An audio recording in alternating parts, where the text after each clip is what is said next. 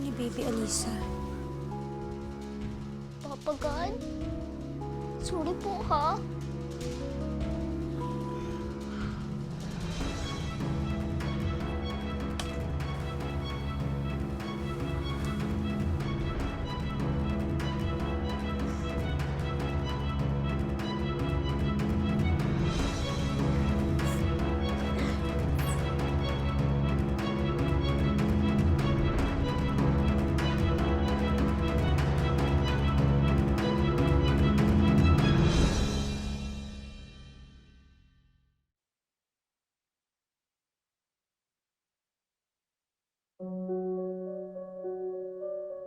Ano to? Sinong gumulo ng mga to? Si Alisa to. Nandito to. Bakit nagulo yung kama?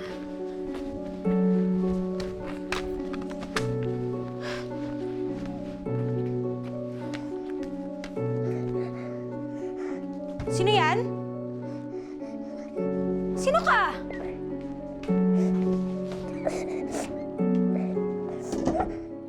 Sino ka? Ako po si Duday. Kilala po ako ni Ninong. Ang ginagawa mo dito sa kwarto ng anak ko? Saka bakit ka ba galaw ng gamit na hindi mo naman kasi gamit? Kasi po, Ninang. Layas! Labas! Kwarto to ng anak ko eh! Ninang, sorry po. Lumabas ka! Sorry po. Love? Ninong!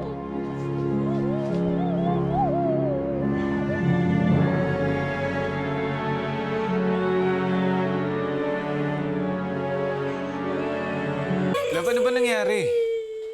Eh paano? Ginalaw ng batang yan yung mga gamit ni Alisa. Sorry po, Ninang.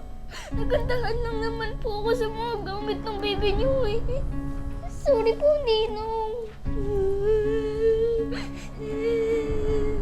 Tana. Teka, bakit parang hindi ka naman nagulat na nandito yung bata?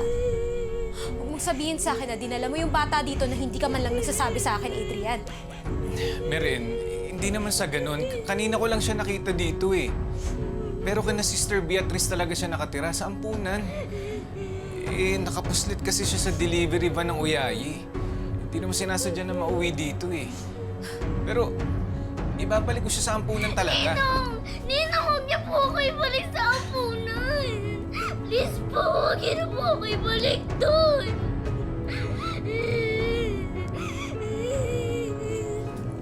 Duday, kailangan mo makabalik sa ampunan eh.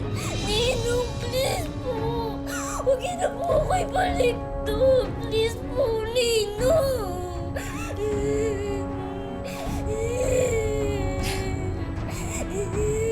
Ewan ko kausapin mo yung bata. Merin,